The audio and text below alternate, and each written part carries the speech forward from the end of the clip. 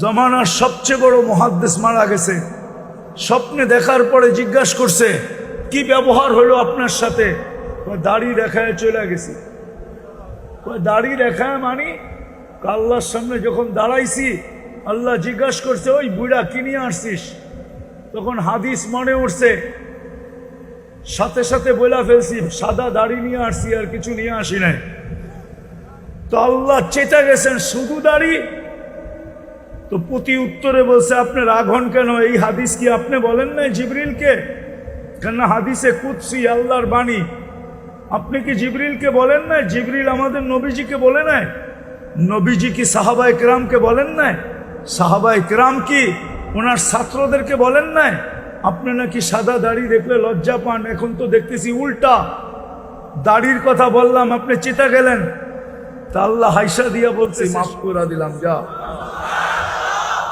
হাদিস দিয়া দিতেছি, ইন্নাল্লাহ লা ইয়াস্তাহি যি শাইবাতিন, যেই ব্যক্তি শাইবাতিন ফিল ইসলাম, যেই ব্যক্তি ইসলাম অবস্থায়, ঈমান অবস্থায় দাড়িকে পাকায় দিবে, ওর পাকা দাড়ি দেখলে আল্লাহ লজ্জা পায়, শাস্তি দেয় না। না না যেই উম্মতকে আল্লাহ দাড়ি দিয়েছেন জান্নাতে যাওয়ার জন্য, ওই উম্মত শেভ করে কি করে? আচ্ছা, এটা বাদ দিলাম। মদিনা মুনাওয়ারায় যখন হজে যায়, তো দাড়ি ছাড়া যায় কি করে?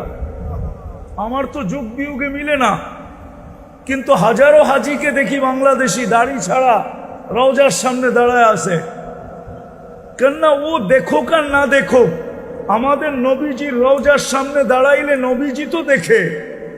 ওলামা বলুক না দেখে না, দেখে না। আমাদের নবীজি তো জীবিত কবরে, হায়াতুন নবী। ও দাড়ি ছাড়া যায় দাঁড়ায় কি করে? যদি দেখা চেহারা ফিরায় নিল তো ভাগ্য খুললো না বন্ধ হইল? হ্যাঁ, দ্বিতীয় যুগ বিয়োগ মিলে না। মদিনা মুনাওয়ারা গেল, আয়সা দাড়ি শেভ করে কি করে? যাকে আল্লাহ রসুল দেখলো দাড়ি শেভ করে কি করে?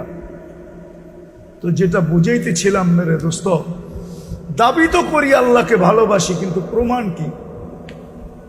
কালকে এই চেহারাটা কি করে দেখাবো আল্লাহকে? প্রমাণ কি আপনার কাছে যে আপনি আল্লাহকে ভালোবাসেন? কি প্রমাণ? সবকিছু বাদিয়ে দিলাম, একটার উপরে শেষ করে দিতেছি।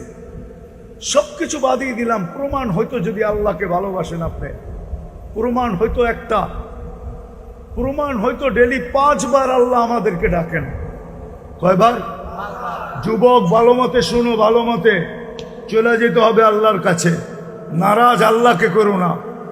বহুত লোক আমাদের সমাজে আছে, নবীজির নাম জানে না, কার উম্মত এটাও জানে না, অথচ শিক্ষায় বহুত বড় শিক্ষিত। সার্টিফিকেট দেখলে দেখা যাবে অনেক শিক্ষায় শিক্ষিত, কিন্তু নবীজির নাম জানে না। হায় হায় আফসোস, যার কারণে এত ফ্যাসিলিটি পাইলাম,